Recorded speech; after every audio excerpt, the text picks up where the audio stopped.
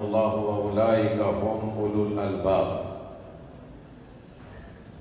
معزز علماء کرام و طلباء اعظام، حاضرین مجلس، خواتین و حضرات، یہ کانفرنس جس کا انعقاد کیا گیا ہے صراط مستقیم کانفرنس ہے۔ میں نے جو آیات پڑھی ہیں اس میں صراط مستقیم پر چلنے والوں کا منہج بیان کیا گیا ہے، ان کا طریقہ کار بیان کیا گیا ہے۔ وہ یہ ہے کہ اللہ تبارک و تعالیٰ نے اپنے پیارے حبیب کو یہ فرمایا ہے کہ میرے بندوں کو خوشخبری دے دیں، بشر عباد۔ ان بندوں کا وصف کیا ہے، طریقہ کار کیا ہے جس کی بنا پر وہ بشارت کے خوشخبری کے حقدار بنے ہیں؟ الذین یستمعون القول، جو بات کو بڑی غور سے سنتے ہیں۔ آپ حضرات علماء کی تقاریر، ان کی باتیں اور ان کے مواعظ سننے کے لیے تشریف لائے ہیں، اپنے آرام کو، اپنی نیند کو تج کیا ہے، تو یہ سننے کا شوق ہونا چاہیے۔ ہمیں کانفرنسیں کرنے کا، سیمینار کرنے کا، جلسے کرنے کا، دروس کرنے کا اہتمام ہوتا ہے، اور پھر جو حاضرین ہوتے ہیں وہ آنے والے مہمانوں کی باتوں کو سنتے ہیں، غور اور انہماک سے سنتے ہیں۔ لیکن خوشخبری کن لوگوں کے لیے ہے؟ جو بات کو غور سے سننے کے بعد یتبعون احسنہ، جو درست باتیں ہوتی ہیں، اچھی ہوتی ہیں، خوبصورت ہوتی ہیں، ان کی پیروی کرتے ہیں، انہیں زندگی کا حصہ بنا لیتے ہیں۔ ایسا نہیں ہوتا ہے کہ بات سنی، آواز کانوں سے ٹکرائی اور فضا میں تحلیل ہو گئی۔ شعر و شاعری کا ذوق اور شوق، یہ پتہ کیا کہ یہ کتنے شعر پڑھتا ہے، کتنی لے سے پڑھتا ہے، اور کس قدر اس کی شعروں پڑھنے میں لذت آتی ہے۔ وقتی طور پر ہم متاثر ہوتے ہیں، پھر جس طرح آئے تھے اسی طرح جھولی جھاڑ کر واپس چلے گئے۔ فرمایا کہ یتبعون احسنہ، وہ اچھی بات کی پیروی کرتے ہیں، اس کو پلے باندھ لیتے ہیں، اس کو زندگی کا حصہ بنا لیتے ہیں۔ اگر کوئی انسان بات سننے کے بعد اچھی بات کی پیروی کر لیتا ہے، عمل کر لیتا ہے، اسے ملے گا کیا؟ اولئک الذین ھداھم اللہ واولئک ھم اولو الالباب، یہ وہ لوگ ہیں جو اللہ کے ہاں ہدایت یافتہ ہیں، اور یہ وہ لوگ ہیں جو دانا، عقل مند، زیرک اور صاحب بصیرت ہیں۔ تو اگر آپ لوگ اللہ کی نظر میں زیرک بننا چاہتے ہیں، عقل مند بننا چاہتے ہیں، ہدایت یافتہ بننا چاہتے ہیں، تو آپ علماء کی باتوں کو سنیں، اور جو بات قرآن اور حدیث کے مطابق ہو آپ اس پر عمل پیرا ہو جائیں، تو آپ اللہ کے ہاں ہدایت یافتہ بھی ہیں، عقل مند بھی ہیں، صاحب بصیرت بھی ہیں، اور اللہ تبارک و تعالیٰ کے ہاں انعام یافتہ بھی ہیں، خوشخبری کے حقدار بھی ہیں۔ یہ تو میں نے بطور تمہید بات کی ہے کہ میں جو آپ کے سامنے گزارشات پیش کرنا چاہتا ہوں ان پر غور کیجیے۔ یہ ادارہ، یہاں بچیاں زیر تعلیم ہیں، اور ایک بچی کو تعلیم دینا، ایک بچی کی تربیت کرنا کس قدر فضیلت کی بات ہے اور کس قدر ذمہ داری کی بات ہے۔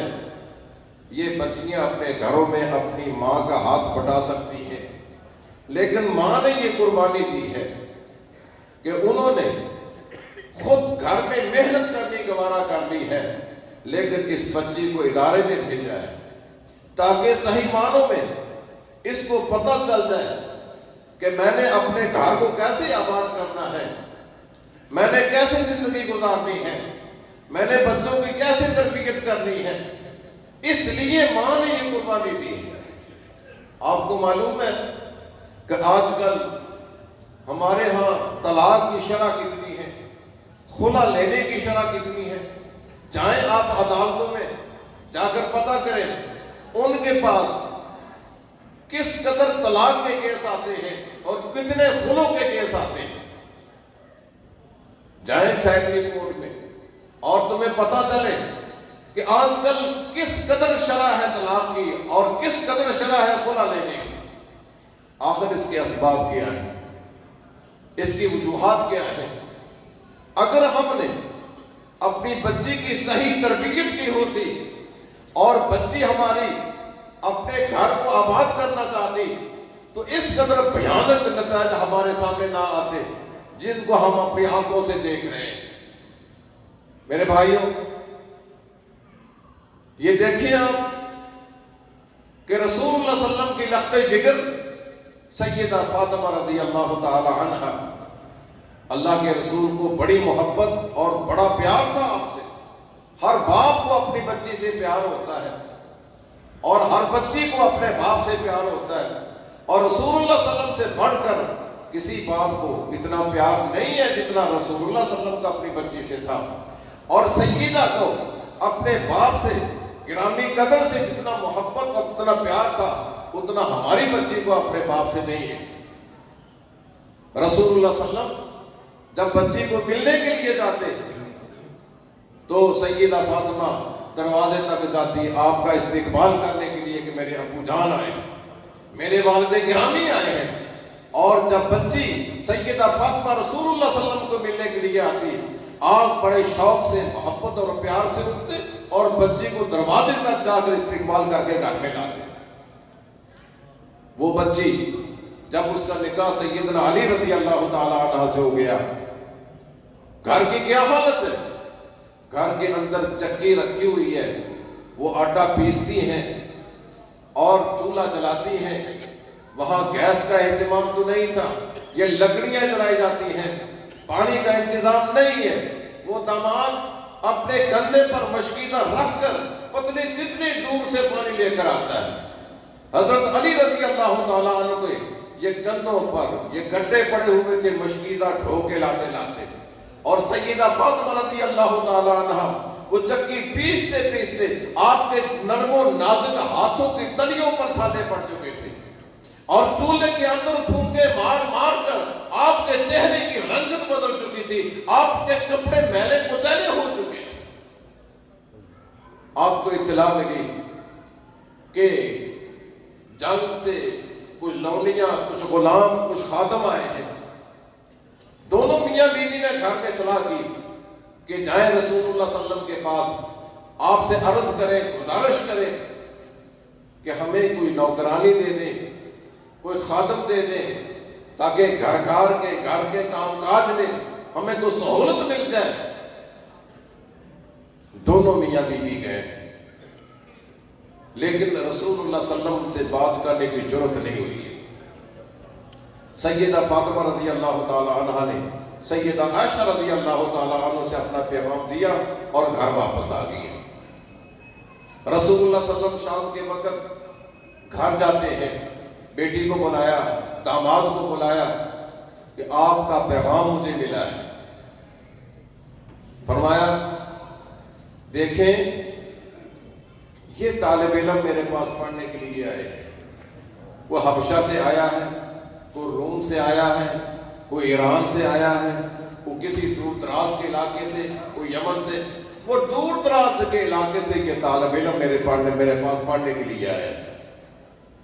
میں یہ جو غلام آئے ہیں میں ان کو بازار میں فروخت کروں گا اور ان کے کھانے دانے کا بندوبست کروں گا. مجھے آپ سے بڑا پیار ہے, لیکن جو ذمہ داری اللہ تعالیٰ نے ان کی میرے ذمہ لگائی ہے میں اس کو ادا کرنا ہوں. قیامت کا دن اللہ مجھ سے یہ نہ پوچھے کہ تو اپنی بیٹی کی سہولت کے لیے یہ کام کیا ہے, اپنے داماد کی سہولت کے لیے یہ کام کیا ہے, اور میرے مہمان رات کو بھوکے سوتے.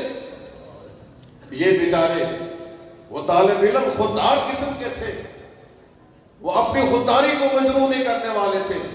ان کے بارے میں حدیث میں آتا ہے یحتطبون بالنہار ویقومون باللیل, وہ رات کو جنگل میں جاتے, وہاں سے لکڑیاں اکٹھی کر کے وہ بازار میں فروخت کرتے اور اس سے اپنے پیٹ کا گزارا چلاتے. اور رات کو مصلی پر کھڑے ہو کر اللہ کے ہاں رابطہ کرتے. یہ تھے وہ طالب علم جو دن کے وقت اپنے گزرے اوقات کے لیے وہ بیچارے رات دن کو لکڑیاں اکٹھی کر کے بیچتے, اس سے اپنے پیٹ کا دھندا چلاتے. تو رسول اللہ صلی اللہ علیہ وسلم نے فرمایا مجھے ان کی بھوک برداشت نہیں ہوتی. میں دیکھتا ہوں کہ وہ بیچارے اپنے پیٹ پر پتھر باندھے پھرتے ہیں, میں ان کو بیچ کر نا اپنے جو طالب علم ہیں اللہ کے مہمان ہیں میں ان کے لیے کوئی بندوبست کرنا چاہتا ہوں. بیٹی ناراض نہ ہونا, میرے داماد ناراض نہ ہونا کہ میری بات کو نہیں مانا ہے. مجھے ڈر لگتا ہے کہ اللہ مجھ سے نہ پوچھ لے کہ میرے مہمان بھوکے بیٹھے رہے. تو بیٹی کے نخرے پر سنتا رہا, اپنے داماد کی سہولت کے لیے غلام ان کو بانٹتا رہا. ہاں میں تمہیں ایک وظیفہ بتلا دیتا ہوں. تم رات کو, میں سمجھتا ہوں کہ تم دن کے وقت بھی محنت کرتے ہو, رات کو بھی محنت کرتے ہو. میری بیٹی کی رنگت بدل گئی ہے, کپڑے میلے کو چلے ہو چکے ہیں, ہاتھوں پر گٹے پڑ چکے ہیں, میرے دماغ کے کندھوں پر بھی گٹے پڑے ہوئے ہیں, مشکیزہ ڈھوتے ڈھوتے. جب رات کو سونے لگو نا بستر پر بیٹھ کر یہ سبحان اللہ, الحمدللہ, لا الہ الا اللہ, اللہ اکبر, اس کا وظیفہ آپ نے بتلایا. کئی روایات آتی ہیں کہ 33 مرتبہ اس کو پڑھ لو, 33 مرتبہ اس کو پڑھ لو, 34 مرتبہ اس کو پڑھ لو. بعض روایات میں 10 مرتبہ پڑھنے کا ذکر بھی آیا ہے, بعض روایات میں 20 مرتبہ پڑھنے کا ذکر بھی آیا ہے. اس کو تسبیحات فاطمہ کہتے ہیں. فرمایا کہ میری بیٹی فاطمہ اور میرے داماد علی رات کو سونے سے پہلے تم ان تسبیحات کو پڑھ لیا کرو, تمہاری دن بھر کی تھکاوٹ دور ہو جایا کرے گی. پھر حضرت علی نے اس کو پلے باندھ لیا, اس کو کبھی بھی نہیں چھوڑا ہے. کسی نے سوال کیا ولا لیلۃ صفین, جس دن صفین کی لڑائی آپ نے لڑی ہے اس رات بھی آپ کو پڑھنے کا موقع ملا؟ یہ کہا کہ ہاں میں اس تسبیح کو نہیں چھوڑا ہے. ولا لیلۃ صفین, صفین کی رات جب آئی اس رات بھی میں نے یہ وظیفہ پڑھا ہے. اس وقت کی بیٹیاں اس طرح کی تھی, اس وقت کے داماد اس طرح کے تھے. کاش کہ ہماری بیٹیاں بھی اس طرح کے مل جائیں, کاش کہ ہمیں داماد بھی اس طرح کے مل جائیں جن کی لو, جن کا تعلق اللہ سے جڑ جائے. یہ دنیا کی رنگینیاں, یہ دنیا کی سہولتیں, یہ دنیا کی تزئین اور آرائش, یہ تو چند دن کے لیے. تو یہ بچیاں یہاں آئی ہیں پڑھنے کے لیے, یہ سیدہ فاطمہ رضی اللہ تعالی عنہ کی سنت کو زندہ کرنے کے لیے. آپ بھی اپنی بچیوں کو ادھر داخل کرائیں, انہیں پڑھائیں, انہیں پتہ چلے کہ میرے خامد کے مجھ پر کیا حقوق ہیں, بچوں کے مجھ پر میرا کیا حقوق ہے, میرے سسر کے, میری ساس کے مجھ پر کیا حقوق ہے. ان کو پتہ چلے کہ گھر کو میں نے کیسے آباد کرنا ہے. تو بھائی رسول اللہ صلی اللہ علیہ وسلم نے اپنی بچی کے نخرے نہیں برداشت کیے. رسول اللہ صلی اللہ علیہ وسلم نے ان کو سہولیات جو کچھ تھا اپنے پاس وہ دے دیا, لیکن مزید آرام سکون کے لیے ان کو اللہ کی طرف سے وظیفہ بتلا دیا ہے. اور پھر وہاں اس دور کی بچیاں کس طرح کی تھی, میں اس کی بھی آپ کو مثال دے دیتا ہوں. ایک جلیبیب ایک نوجوان جس کا قد کاٹ اتنا اونچا نہیں ہے, وہ چھوٹے قد والا, کوئی چہرہ خوبصورت نہیں ہے, اس کے چہرے پر چیچک کے داغ پڑے ہوئے, وہ کاروباری نہیں ہے, وہ مکان بھی نہیں ہے. آج تو ہمارا سٹیٹس یہ ہے, ہم بچے کی شادی کرنے کے لیے دیکھتے ہیں اس کا مکان ہے, اس کا کاروبار ہے, وہ کیا کرتا ہے, یہ 100 ہم اس کی جانچ پڑتال کرتے ہیں. جو بچے والے ہیں وہ بھی دیکھتے ہیں بچے کتنی خوبصورت ہے, اس کا قد کتنا ہے, اور یہ گھر والے ہمیں کیا دیں گے. یعنی ہمارا سٹیٹس بہت الگ بن چکا ہے. رسول اللہ صلی اللہ علیہ وسلم نے ایک دن اس سے پوچھا, جلیبیب تم شادی کرنا چاہتے ہو؟ یا رسول اللہ مجھے کون رشتہ دے گا, میرا کاروبار تو ہے نہیں ہے, میرا کاروبار بھی نہیں ہے, کوئی چہرہ مہرہ بھی نہیں ہے, کوئی قد کاٹ بھی نہیں ہے, مجھے کون بیٹی کا رشتہ دے گا. رسول اللہ صلی اللہ علیہ وسلم نے فرمایا تم میرے جلیبیب ہو, جاؤ فلاں انصاری کے گھر. انصار کی عادت تھی کہ رسول اللہ صلی اللہ علیہ وسلم کو کہہ دیتے تھے یا رسول اللہ بچی جوان ہے، یا میری بچی بیوہ ہو چکی ہے، یا میری بچی کو طلاق مل چکی ہے، آپ کو مناسب رشتہ میری بچی کے لیے کریں. آپ نے فرمایا کہ فلاں انصاری کے گھر جاؤ، اس کا دروازہ کھٹکھٹانا اور اسے کہنا کہ رسول اللہ صلی اللہ علیہ وسلم آپ کو سلام کہتے ہیں. اور پھر یہ بھی کہہ دینا کہ آپ کی بچی کے لیے میں نے انتخاب کیا ہے وہ جلیبی باپ کے سامنے. جلیبی گیا، جا کے دروازہ کھٹکھٹایا، انصاری باہر نکلا اور جلیبیب نے کہا کہ رسول اللہ صلی اللہ علیہ وسلم کا میں قاصد ہوں اور رسول اللہ صلی اللہ علیہ وسلم نے آپ کو سلام بھیجا ہے. وہ بڑا خوش ہو گیا، اللہ کے رسول مجھے سلام بھیجتے. اپنی بیوی کو اٹھا کر بتلایا کہ اللہ کے رسول نے ہمیں سلام کہا ہے. اور پھر اس نے پیغام دیا کہ اللہ کے نبی نے یہ فرمایا تھا کہ آپ کی بچی کا رشتے کا انتخاب میں نے کر دیا ہے، وہ یہ جلیبیب آپ کے سامنے کھڑا ہے. آخر باپ ماں وہ بچی کے لیے سوچتے تو ہے نا. باپ کہنے لگا کہ میں اپنی بیوی سے مشورہ کر کے آپ کو بتلاتا ہوں. باپ کہنے لگا کہ دیکھو اس بچی کے لیے بڑے بڑے رشتے آئے ہیں، ہم نے وہ ٹھکرا دیے ہیں. ماں بھی کہنے لگی کہ وہ بڑے اعلیٰ قسم کے رشتے آئے تھے، ہم نے اس کو ٹھکرا دیے ہیں. یہ جلیبیب جو ہے اس کا کوئی قد کاٹ بھی نہیں ہے، کوئی خوبصورتی بھی نہیں ہے، کاروبار بھی نہیں ہے، کوئی مکان بھی نہیں ہے، ہم کیسے رشتہ اس کو دے دیں. وہ بچی پردے کے پیچھے وہ ماں باپ کی بات کو سن رہی ہے کہ میرے ماں باپ میری خاطر یہ سوچ و بچار کرتے ہیں. وہ پردے کے پیچھے سے بول اٹھتی ہے، اے میری امی جان، اے میرے ابو جان، تم میرے بارے میں سوچ و بچار میں پڑ گئے ہو جبکہ میرا انتخاب رسول اللہ صلی اللہ علیہ وسلم نے کر دیا ہے. تو آپ رسول اللہ صلی اللہ علیہ وسلم سے بڑھ کر میرے ہمدرد نہیں ہو. اللہ کے رسول نے میرا جو انتخاب کر دیا وہ مجھے قبول ہے. بے شک اس کا گھر بار بھی نہیں ہے، اس کا قد کاٹ بھی نہیں ہے، رنگ روپ بھی نہیں ہے اور اس کا مکان بھی نہیں ہے، لیکن پیغمبر علیہ السلام نے میرے لیے جو انتخاب کیا ہے، اللہ کی قسم اس سے بڑھ کر تم میرا انتخاب نہیں کر سکتے. رسول اللہ صلی اللہ علیہ وسلم جہاں انتخاب کرتے تھے وہاں خیر و برکت کا نزول ہوتا تھا. حضرت فاطمہ بنت قیس رضی اللہ تعالی عنہ ان کو طلاق مل جاتی ہے. طلاق ملنے کے بعد آ کر بتلایا کہ یا رسول اللہ میرے پاس 2 بندوں کا پیغام آیا ہے. ایک معاویہ بن ابو سفیان کا پیغام آیا ہے اور ایک ابو جہم رضی اللہ تعالی عنہ کا پیغام نکاح کے لیے آیا ہے. آپ نے فرمایا کہ فاطمہ جو معاویہ ہے نا وہ تو بیچارہ غریب ہے، اس کا اپنا کھانے کے لیے بندوبست نہیں، وہ تجھے کہاں سے کھلائے گا. اور جو ابو جہم ہے اس کی طبیعت میں کچھ سختی ہے، وہ مارتا پیٹتا ہے. انکہ ہی اسامہ، تم اسامہ سے نکاح کر لو. اسامہ حضرت زید بن ثابت کے بیٹے تھے اور حضرت زید بن ثابت جو تھے نا یہ رنگ کے گورے چٹے اور اسامہ رنگ کا کالا.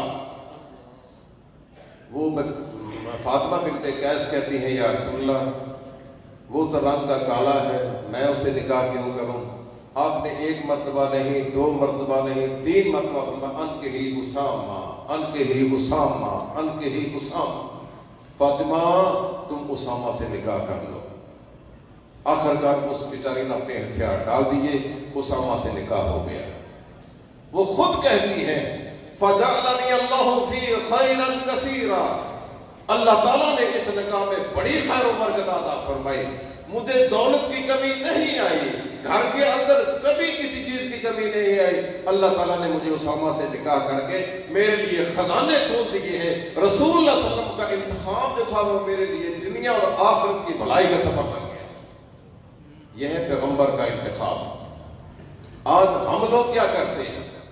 ہم اپنی برادری کے بت کو پوجتے ہیں. ہمارا بھی بچیوں کا مدرسہ ہے، میں بھی اپنی بچیوں کو پڑھاتا ہوں اور ہماری یہ کوشش ہوتی ہے اس برادری کے بت کو توڑا جائے. بچی کو پڑھایا ہے اور اس کو آگے نکاح کے لیے کم از کم کوئی ایسا رشتہ انتخاب کیا جائے جہاں یہ پڑھنے پڑھانے کا سلسلہ جاری رہ سکے۔ اگر اس بیچاری نے گھر کی صفائی ہی کرنی تھی، یہ روٹیاں پکا کر ہی کھلانی تھی، تو یہ پڑھائی سے پہلے بھی ایسا کام ہو سکتا تھا۔ یہ پڑھنے کا اس کو فائدہ کیا ہوا ہے جب آپ نے ایک جاہل آدمی جو آپ کی برادری کا ہے، جب آپ نے اس کے ساتھ اس کا نکاح کر دینا ہے۔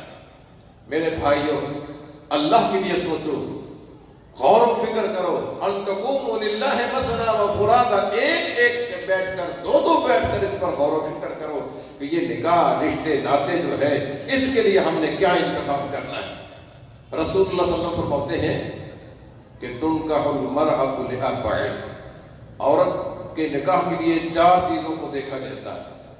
اس کی شکل و صورت کو دیکھا جاتا ہے، اس کے حسب و نسب کو دیکھا جاتا ہے، اس کی مال و دولت کو دیکھا جاتا ہے، اس کا دین اور اخلاق کو دیکھا جاتا ہے، اور آخر میں آپ نے فرمایا فَاظْفُرْ بِذَاتِ الدِّينِ تَرِبَتْ يَدَاكَ، تم دینداری کو دیکھو، خلق اخلاق کو دیکھو، اللہ تیرا بھلا کرے۔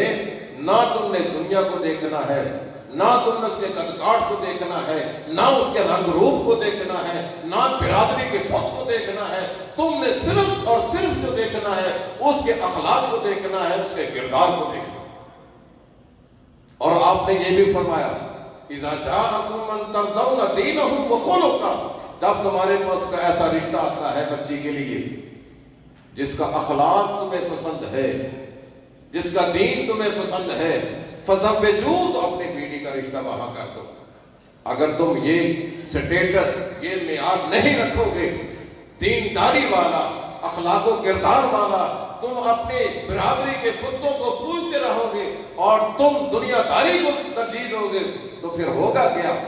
تَكُنْ فِتْنَةٌ فِي الْأَرْضِ وَفَسَادٌ عَرِيضٌ، پھر فتنے، فساد یہی جنم۔ آج گھروں میں فتنے ہیں، فساد ہیں، سر پھٹپل ہے، اختلافات ہیں، نچاکیاں ہیں، عدالتوں کے دھکے ہیں۔ یہ کیوں ہے؟ یہ اس لیے کہ ہم نے اللہ کے رسول کی بات کو چیلنج کیا ہے۔ اللہ کے رسول نے صحیح کہا تھا، اگر تم اس انتخاب کو، اس معیار کو، اس سٹیٹس کو نہیں اختیار کرو گے، تکن فتنۃ فی الارض وفساد عریض، پھر دنیا میں فساد ہوگا، دنیا کے اندر فتنہ ہوگا، گھر میں نچاکی ہوگی، اور صرف گھر کی نچاکی ہی نہیں، اس کا اثر اولاد پر پڑے گا۔ اگر میاں بیوی کے درمیان نچاکی ہے، اختلاف ہے، ہر روز تو تکار ہے، تو بچوں پر اس کا اثر پڑے گا۔ یہ یقین جانیے۔ حضرت عبد الرحمن ابن عوف کہتے ہیں کہ میں جنگ بدر میں تھا، میں نے اپنے دائیں جانب دیکھا تو ایک چھوٹا سا بچہ میرے دائیں جانب کھڑا ہے، میں نے بائیں جانب دیکھا تو چھوٹا سا بچہ میرے بائیں جانب ہے۔ میں نے کہا کہ یہ بچے میرا کیا تعاون کریں؟ میں ابھی دماغ کے اندر سوچ و بچار کے تانے بانے بول ہی رہا تھا، اتنے میں ایک بچے نے مجھے کہا چچا جان مجھے بتاؤ تو صحیح ابو جہل کون ہے ان میں؟ وہ ابھی اس نے اپنی بات کو ختم نہیں کیا ہے، تو دوسرا بچہ بول اٹھتا ہے چچا جان مجھے بھی بتاؤ کہ ابو جہل کدھر ہے، کون ہے؟ عبد الرحمن ابن عوف کہتے ہیں کہ میں نے ان بچوں سے کہا اے بھتیجو تم ابو جہل کو کیا کرو گے؟ ابو جہل تو بڑا سورما ہے، بڑا بہادر ہے، سردار ہے اپنی قوم کا، تمہارا اس سے کیا کام؟ کہتے ہیں کہ جب ہم گھر سے آئے ہیں نا، ہماری امی نے یہ وصیت کی تھی، یہ نصیحت کی تھی، کیا اگر بچی گھر میں پڑھی لکھی ہے تو اس طرح کے بچے پیدا ہوں گے جس طرح یہ محافظ اور معاذ تھے۔ اور تمہاری امی نے تمہیں کیا کہا تھا؟ ہماری امی نے کہا تھا بچوں میں نے تمہیں پالا ہے، اپنا دودھ پلایا ہے، میں تمہیں جنگ پہ بھیج رہی ہوں۔ کس لیے بھیج رہی ہوں؟ مجھے پتا چلا ہے کہ ابو جہل میرے نبی کو گالیاں دیتا ہے، ابو جہل میرے نبی کو برا بھلا کہتا ہے۔ بچوں میں اس وقت خوش ہوگی، میں سمجھوں گی کہ تم نے میرا حق ادا کر دیا ہے جب تمہاری تلوار سے ابو جہل کی گردن اترے۔ اے چچا تم مجھے بتاؤ تو صحیح کہ ابو جہل کدھر ہے؟ ابھی یہ باتیں کر ہی رہے تھے کہ جن میں ادھر سے ابو جہل بھی نظر آیا، اور بھتیجا وہ دیکھو لمبا تڑنگا، وہ ابو جہل آ رہا ہے، ابو جہل کی داڑھی بھی تھی، وہ دیکھو لمبا تڑنگا تو داڑھی والا آ رہا ہے، وہ ابو جہل ہے۔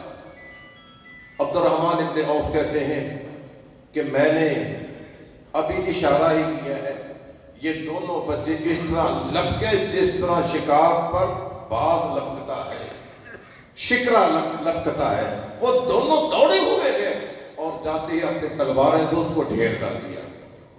یہ بچے ہیں چھوٹے چھوٹے، لیکن جذبہ کس قدر ہے، اس ماں نے ان کی تربیت کیسے کی تھی، جا کر بچوں نے اس ابو جہل کو تلواروں سے ڈھیر کر دیا، اور پھر دونوں اپنی تلواریں لے کر رسول اللہ صلی اللہ علیہ وسلم کے پاس آتے ہیں۔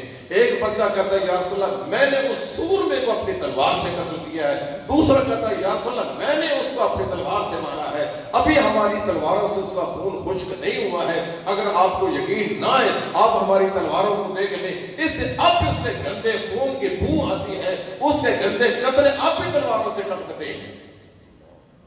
یہ ہیں وہ بچے جنہوں نے ابو جہل کو جہنم میں پہنچایا۔ ابھی ابو جہل وہ پوری طرح مرا نہیں ہے، وہاں سے ابو عبداللہ ابن مسعود کا گزر ہوا، اس میں سانس باقی تھا، حضرت عبداللہ ابن مسعود نے اس کی گردن پر پاؤں رکھا اور گردن کو اتارنے کے لیے تلوار نکالی، تو کہتا ہے کہ میری گردن نیچے سے اتارنا تاکہ پتہ چلے کہ لمبی گردن والا کوئی سردار مرا پڑا۔ اس خبیث کا تکبر اور غرور آخری وقت تک نہیں گیا ہے، اور آخر وقت تک یہ کہتا ہے کاش کہ مجھے کوئی مزدور پیشہ لوگ نہ مارتے، بڑا آدمی مجھے مارتا۔ لوگ کہتے ہیں کہ بڑے آدمی کسی بڑے آدمی نے مارا ہے، مجھے افسوس اس بات کا ہو رہا ہے کہ عبداللہ بن مسعود نامی ایک مسکین آدمی اور دو چھوٹے چھوٹے بچے میری گردن اتار کر گئے۔ تو میرے بھائیوں اگر بچیوں کی تعلیم ہم نے صحیح کی ہوگی نا تو اس طرح کے بچے آگے آئیں گے۔ یہ بچے نہیں ہوں گے یہ سمارٹ موبائل انہوں نے ہاتھ میں لیا ہوا ہے اور ساری رات اس کے پیچھے پڑے ہوئے ہیں، کبھی گندے میسج کسی کی بہن کو کیے جا رہے ہیں، کبھی گندے میسج کسی کی بیٹی کو کیے جا رہے ہیں، اور یوٹیوب کھول کر فیس بک کھول کر جتنی بھی گندی فلمیں مناظر ہیں وہ دیکھ رہے ہیں، بچے بھی دیکھ رہے ہیں، بیٹی بھی دیکھ رہی ہے، اور یہ بغیر باپ ان کو خود لمبے موبائل سمارٹ فون لا کر دے رہا ہے۔ تو میرے بھائیوں اللہ کے لیے اس بات پر غور و فکر کرو۔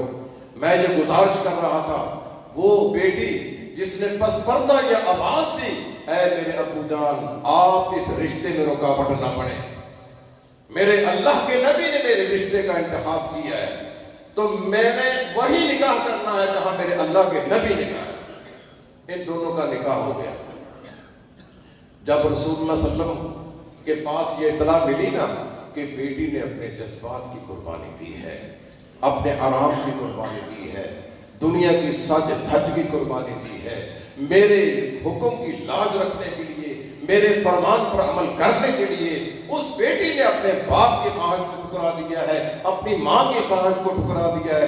رسول اللہ صلی اللہ علیہ وسلم نے اس بچے کے لیے دعا کر دی۔ کیا ہم شادی کے موقع پر نا بچے کے لیے دعا کرتے ہیں، بارک اللہ فیک و بارک علیک و جمع بینکما بخیر، یہ دعا ہم دلہے کے لیے کرتے ہیں۔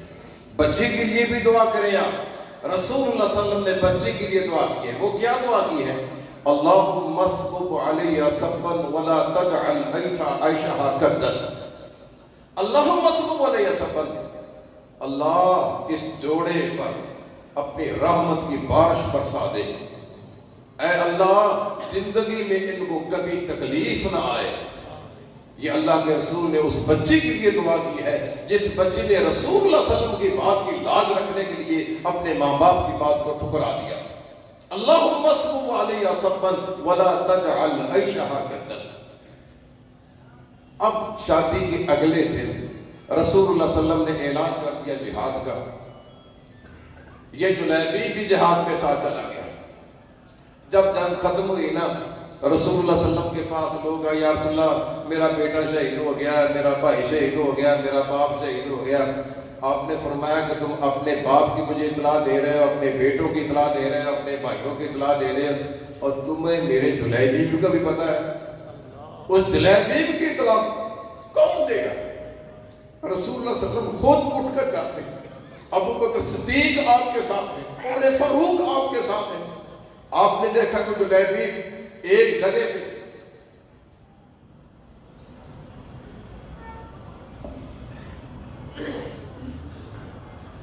ایک جگہ پہ وہ بیچارہ ڈھیر ہوا ہے،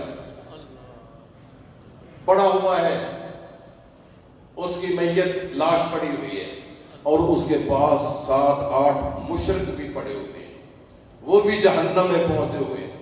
رسول اللہ صلی اللہ علیہ وسلم نے ہاتھ اٹھا کر یا اللہ تیرا شکر ہے میرے جلیبیب نے ان مشرکوں کو جہنم میں پہنچا کر پھر جام شہادت نوش کیا ہے۔ پھر آپ نے کیا کیا؟ وہاں کوئی چارپائی نہیں تھی، وہ چھوٹے سے قد والا تھا۔ حدیث کے الفاظ یہ ہیں فما کان سریرہ الا صاعد رسول اللہ صلی اللہ علیہ وسلم۔ اس کی چارپائی کیا تھی؟ رسول اللہ صلی اللہ علیہ وسلم کی کلائیاں۔ اللہ کے رسول نے اس کو اپنی کلائیوں پر اٹھا دیا، کلائیوں پر اٹھا کر لے کے جا رہے ہیں۔ فما کان سریرہ الا صاعد رسول اللہ صلی اللہ علیہ وسلم۔ اس کی چارپائی کیا بنی؟ اللہ کے رسول کے ہاتھ، اللہ کے رسول کی باہیں، آپ کی کلائیاں، آپ نے اس کو اٹھا لی۔ یہ کون ہے؟ یہ جلیبیب ہے۔ پھر اس کو قبر میں اتارنے کے لیے آپ نے فرمایا اس قبر کو کھلا کرو، فراخ کرو۔ ابو بکر صدیق اس کو نیچے اتار رہے ہیں، عمر فاروق نیچے اتار رہے ہیں، نبی کریم اس کو اپنی کلائیوں پر اٹھا کے لے جا رہے ہیں۔ یہ اعزاز ملا ہے جلیبیب کو جو رسول اللہ صلی اللہ علیہ وسلم کا اپنا تھا۔ ادھر تو یہ حال، ادھر انصار کی عورتیں کہتی ہیں کہ وہ جلیبیب جس کا نکاح رسول اللہ صلی اللہ علیہ وسلم کے کہنے پر کیا گیا تھا، وہ بیٹی جس کے لیے اللہ کے رسول نے دعا کی تھی، ہم انصار میں سے سب سے زیادہ خوشحال وہ بیٹی تھی، سب سے زیادہ خوشحال، سب سے زیادہ گھر میں خرچہ کرنے والی، اللہ کی راہ میں دینے والی وہ بیٹی تھی جس نے اللہ کے رسول کے کہنے پر اپنے ماں باپ کی بات کو ختم کر دیا، ان کی جذبات کی قربانی۔ میرے بھائیوں، آپ کی بھی بیٹیاں ہیں، ہماری بھی بیٹیاں ہیں، ان بیٹیوں کی قدر کیجیے اور ان بیٹیوں کا اہتمام کیجیے۔ اور میں تمہیں آپ اپنا ایک واقعہ سنا دیتا ہوں۔ جب میری شادی ہوئی ہے تو میرے ساتھ میرے استاد گرامی مولانا عبد القادر زیروی حلیم رحمہ اللہ تعالیٰ میاں جنوں کے خطیب تھے، میں ان کو ساتھ لے گیا۔ تو وہ نکاح کے وقت کہنے لگے کہ آپ کا حقمار کیا ہے؟ تو میں نے کہا میرے پاس حقمار کے لیے تو 3 تولے زیور ہیں۔ وہ کہنے لگے یہ تو حقمار تھوڑا ہے، زیادہ رکھنا چاہیے۔ میرے سسر مولانا محمد یوسف راجوال والے، یہ وہ میرے سسر ہیں،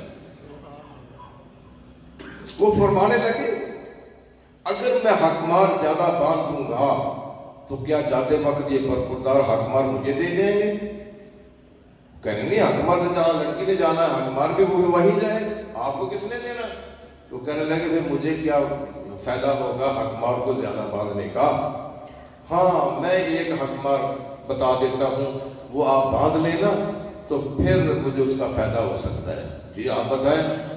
یہ 3 تولے زیور تو ہے ہی، اس کے ساتھ حقمار کی یہ شرط لگا دی جائے کہ میری بیٹی نے 18 پارے زبانی یاد کیے ہیں، یہ برخوردار 12 پارے یہ یاد کرا دے، یہ حقمار میں شامل ہے۔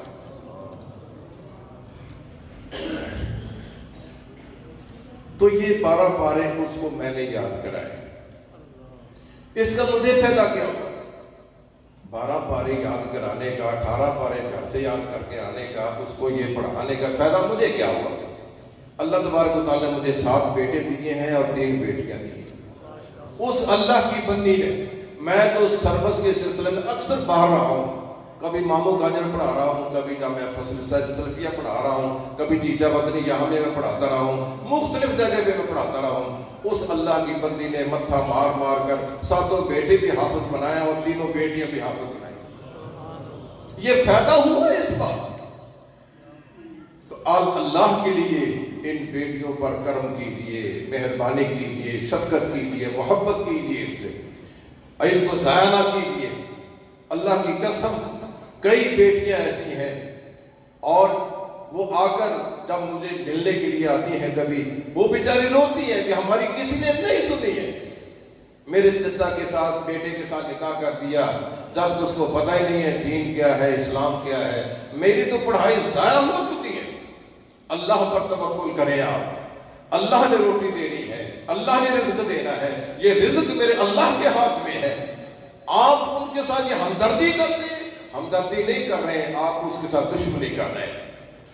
اس لیے میرے بھائیوں، رسول اللہ صلی اللہ علیہ وسلم کا یہ فرمان اپنے ذہن میں رکھیے گا کہ آپ نے فرمایا اذا جاءکم من ترضون دینہ وخلقہ، دینداری اپنی جگہ پہ ہے، اس کا خلق اور اخلاق اور کردار کو بھی دیکھیے۔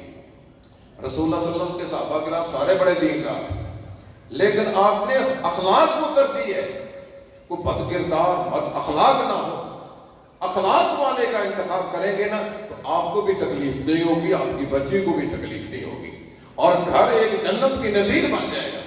گھر کے اندر سکون جو میسر آتا ہے وہ اس لیے نہیں آتا ہے، گھر میں فریج پڑی ہوئی ہے، اے سی لگا ہوا ہے، ایئر کولر لگا ہوا ہے، برقی پنکھے چل رہے ہیں، سہولیات ساری کی ساری میسر ہیں، یہ توت کار سر پھٹا پر ہر وقت رہتی، وہاں سکون نہیں ہوتا ہے۔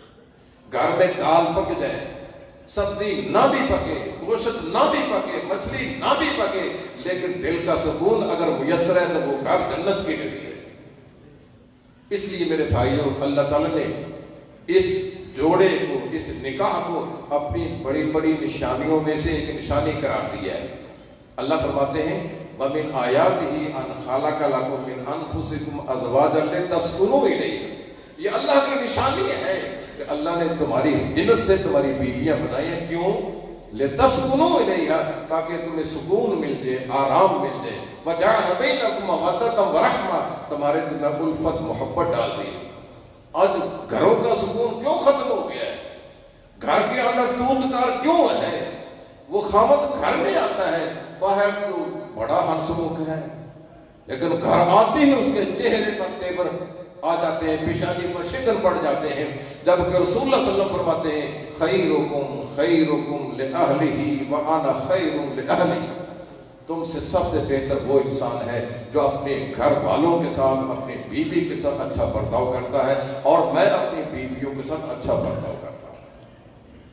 اس لیے میرے بھائیوں، اگر آپ اس کا تجربہ کرنا چاہیں تو اپنے گھر سے کریں، اپنے گھر میں اچھا سا ماحول پیدا کر لیں، تو آپ دیکھیں گے گھر کا کیسے انقلاب آتا ہے، کیسے تبدیلی آتی ہے، آپ کے دل کو کیسے سکون اور اطمینان ملتا ہے۔ تو اللہ تبارک و تعالیٰ سے یہ دعا بھی کریں اور ہمت بھی کریں، کوشش بھی کریں، اپنے رشتے ناطے کے لیے آپ معیار بنائیں تو کتاب و سنت کو معیار بنائیں، اس سے آپ کا بھی بھلا ہے، آپ کی بچی کا بھی بھلا ہے۔ اور آپ کی بچی کا بھلا یہ نہیں ہے کہ آپ اس کو کئی جوڑے بستروں کو دے دیں، جوڑے لباس کے دے دیں، جہیز میں آپ اس کو اپنی گردن قرضے میں جکڑ کر اس کو جہیز دے دیں، اس سے نہ اس کو سکون ملے گا، نہ چین ملے گا، نہ آرام ملے گا۔ اس کے لیے انتخاب کریں کسی پڑھے لکھے آدمی کا، دیندار قسم کے آدمی کا، کتاب و سنت کے حامل انسان کا، جو صاحب کردار ہو، صاحب اخلاق ہو، اس سے انشاءاللہ آپ کے گھر کا سکون بھی اور آپ اس گھر کا سکون بھی بڑھے گا، اور گھر کے اندر جنت کی نعمت آپ کو ملے گی۔ اللہ تعالیٰ سے دعا کیجیے کہ ہمیں یہ ہمت عطا فرمائے کہ ہم اس نازک پہلو پر غور کر سکیں، ان بچیوں کے بارے میں غور و فکر کریں، آخر یہ بچی کا ہم پر حق ہے۔ اللہ کی قسم میرے پاس اس طرح کے سوالات بھی آتے ہیں، بچیوں کے فون بھی آتے ہیں کہ آج ہماری شادی کا موقع ہے، لیکن میرے ابو میری شادی اس لیے نہیں کر رہے ہیں کہ میں نے بچی کو پڑھانے کے لیے پیسہ خرچ کیا ہے، اس کو اعلیٰ تعلیم دلوانے کے لیے FA BA MA میں نے کورس کروائے ہیں، اب میں یہ چاہتا ہوں کہ وہ پیسے جو میں نے لگائے ہیں وہ مجھے واپس ملے، ریٹرن ہو، تو پھر اس کی شادی اتنے میں وہ شادی کی عمر گزر جاتی ہے، پھر دھکوں کے علاوہ اور کچھ بھی ہاتھ میں نہیں آتا ہے۔ میرے بھائیوں، ان بچیوں پر رحم کیجیے، آپ کی بیٹیاں ہیں، آپ کی جگر گوشیں ہیں، آپ کی لخت جگر ہیں، ان کے لیے ایسی جگہ کا انتخاب کریں جو آپ نے ان کو اگر پڑھایا ہے تو کم از کم پڑھانے کا سلسلہ یہ جاری رکھ سکیں۔ اللہ تعالیٰ ہمیں عمل کی توفیق عطا فرمائے۔ وَأَقُولُ قَوْلِي هَذَا وَآخِرُ دَعْوَانَا الْحَمْدُ لِلَّهِ رَبِّ الْعَالَمِينَ۔